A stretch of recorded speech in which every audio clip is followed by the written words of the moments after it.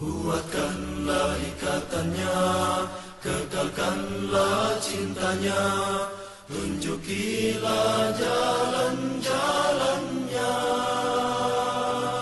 Ya, jadi syarat bertobat yang pertama berhenti dan meninggalkan dosa dan maksiat, menyesali dosa tersebut, kemudian bertekad untuk tidak melakukan dosa itu lagi, dan yang keempat mengembalikan hak-hak yang dizolimi atau meminta keridhoannya.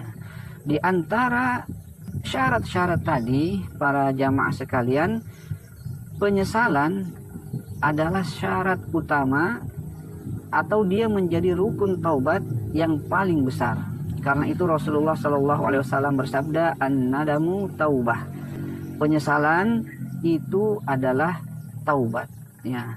Imam Ibnu Hajar Al-Asqalani menjelaskan ya, di dalam kitab beliau mengatakan sebagian ulama berkata, yakfi fit taubah tahuqqun nadam. Dalam bertaubat itu sudah cukup dengan menghadirkan rasa penyesalan. Ya, menghadirkan rasa penyesalan itu sudah cukup dalam bertaubat. Mengapa? Fa innahu yastalzimul iqla' 'anidz dzunub. Karena dengan penyesalan itu akan menyebabkan orang yang menyesal ini segera berhenti dan meninggalkan dosa yang dia lakukan. Wal azmi 'ala 'adamil audah. Dengan penyesalan itu dia akan bertekad untuk tidak mengulangi dosa tersebut. Fahuma nasyi'ani 'anin nadam la aslani ma'ah. Keduanya berhenti dari dosa dan meninggalkannya, kemudian bertekad untuk tidak mengulanginya, kata beliau, itu tumbuh dari penyesalan, tidak ada hal pokok lainnya yang membersamai penyesalan itu. Artinya hanya dari penyesalan inilah akan tumbuh tekad yang kuat untuk tidak mengulangi dan akan menjadikan seseorang segera berhenti dari dosa yang dia kerjakan dan meninggalkannya. Maka kaum muslimin, penyesalan terhadap suatu dosa ini sangat penting. Seberapa kuat seseorang bertekad untuk tidak mengulangi dosa yang dia lakukan, maka itu berbanding lurus dengan bagaimana atau seberapa menyesal dia, seberapa besar penyesalan yang ada pada dirinya. Berapa kuat dia dalam meninggalkan dosa yang dia telah lakukan, berbanding lurus dengan seberapa besar penyesalan yang ada di dalam dirinya. Semakin besar penyesalan yang ada pada diri seorang hamba, maka akan semakin kuat tekad untuk tidak mengulanginya dan semakin mudah baginya untuk meninggalkan dosa tersebut. Jadi menyesal adalah rukun taubat yang paling penting, jamaah sekalian. Ya, rukun taubat yang paling penting. Nah, penyesalan ini kaum muslimin akan muncul ketika seseorang mengakui kesalahan yang telah dilakukannya. Ya, ini harus kita perhatikan. Ya, mengapa iblis dihalangi dari taubat? Ya, karena kesombongannya. Dia tidak mau mengakui kesalahan yang telah dia lakukan. Ya, dia tidak mau mengakuinya. Maka sebagai seorang manusia yang Rasulullah SAW sebutkan, kullu ibnu Adam khata', setiap anak Adam itu pasti akan melakukan kesalahan, pasti akan jatuh kepada dosa, maka hindarkan kesombongan dari dalam diri kita. Mari akui kesalahan-kesalahan yang kita lakukan. Jangan selalu mencari kambing hitam untuk menutupi kesalahan-kesalahan yang kita perbuat, jamaah sekalian. Karena mengakui kesalahan itu sangat penting untuk munculnya penyesalan di dalam hati kita. Bagaimana dia bisa menyesali kalau dia tidak mengakui kesalahannya? Karena itu dalam Sayyidul Istighfar, istighfar yang paling utama, di situ disebutkan, Abu'u laka bi ni'matika alayya, aku mengakui nikmatmu kepadaku ya Allah, wa abu'u bi dzanbi, dan aku mengakui dosaku kepadamu ya Allah, faghfirli, maka ampunilah aku. Dalam istighfar yang paling utama ini, ya, ternyata ya ada kalimat yang mengajarkan kita untuk mengakui dosa-dosa yang telah kita lakukan. Juga dalam hadis yang diriwayatkan oleh Imam Bukhari dan Muslim, ketika sahabat yang mulia Abu Bakar As-Siddiq radhiyallahu anhu meminta kepada Rasulullah sebuah doa yang bisa beliau baca dalam sholatnya. Maka Rasulullah mengajarkan sahabatnya yang paling beliau cintai ini, ya, sahabat yang paling beliau cintai adalah Abu Bakar As-Siddiq radhiyallahu anhu.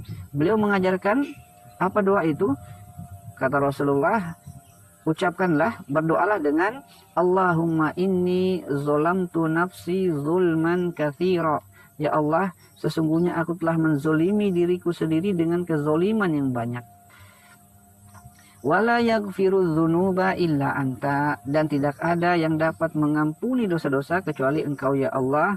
Faghfirli maghfiratan min indik, maka ampunilah aku dengan pengampunan dari sisimu. Warhamni innaka antal ghafurur rahim, dan rahmatilah aku, sesungguhnya Engkau Maha Pengampun lagi Maha Penyayang. Ya, di sini Rasulullah mengajarkan untuk mengakui dosa kita. Aku telah menzolimi diriku dengan kezoliman yang banyak. Aku menzolimi diriku dengan melakukan dosa-dosa yang banyak. Ya.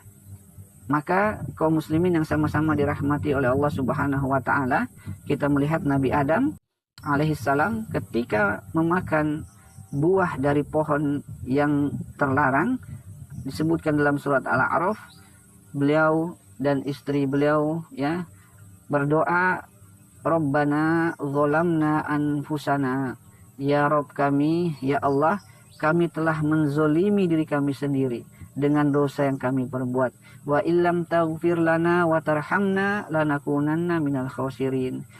Jika Engkau tidak mengampuni kami ya Allah dan memberi rahmat kepada kami, niscaya kami akan termasuk orang-orang yang merugi. Ya, Nabi Adam mengakui dosanya kemudian bertaubat kepada Allah. Tapi perhatikan iblis, la'natullah alaih. Ketika melakukan dosa, tidak mau menuruti perintah Allah, maka dia tidak mengakui dosanya. Justru dia ingin menunjukkan bahwa dirinya benar, bahwa dia memang lebih mulia daripada Nabi Adam. Jadi surat Al-Isra, dengan lancangnya iblis berkata kepada Allah Subhanahu wa taala, "Ara'aitaka hadzal ladzi karramta alayya la in akhartani ila yaumil qiyamah la ahtanikanna dzurriyyatahu ila qalila." Dia berkata, terangkanlah kepada aku ya Allah, inikah yang lebih Engkau muliakan daripada aku? Manusia inikah yang lebih Engkau muliakan daripada aku?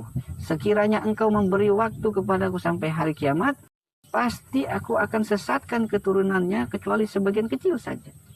Artinya, dia ingin menunjukkan, andaikan Engkau memberi aku tangguh ya Allah, aku akan bisa menyesatkan, menggoda keturunannya. Artinya dia dan keturunannya, artinya iblis dan keturunannya itu lebih mulia, lebih hebat daripada manusia. Karena dia bisa menggoda dan menyesatkan keturunan Nabi Adam alaihissalam. Artinya dia tidak mengakui kesalahan. Dia merasa benar bahwa memang dia lebih mulia, lebih baik daripada Nabi Adam. Maka dalam banyak ayat ya dia meminta penangguhan. Ya, qala rabbi fanzirni ila yaumi yub'atsun. Ya Allah, tangguhkan aku sampai pada hari kiamat. Maka Allah mengabulkan permohonannya. Kamu termasuk orang yang mendapatkan penangguhan sampai hari kiamat. Kemudian dia menyebutkan tekadnya, ya seperti yang sudah kita sebutkan di awal tadi, dia akan terus mendatangi kita dari depan, dari belakang, kanan dan kiri, untuk menggoda kita dan ingin terus menunjukkan kepada Allah bahwa dia memang benar, bahwa iblis dan keturunannya lebih mulia daripada Nabi Adam dan keturunannya, karena mereka bisa menggoda, menyesatkan, ya, dan mengalahkan keturunan Nabi Adam. Inilah penyebab mengapa iblis tidak mau bertobat kepada Allah, karena dia tidak mau mengakui kesalahannya. Karena tidak mau mengakui kesalahan, akhirnya tidak muncul penyesalan yang merupakan rukun taubat yang paling utama, dan terhalangilah dia dari bertobat kepada Allah. Karena itu jadilah dia di antara makhluk-makhluk yang binasa dan terhina di sisi Allah Subhanahu wa taala. Nah, jadi penyesalan muncul ketika seorang itu mengakui kesalahannya. Ya Rabbi, bimbinglah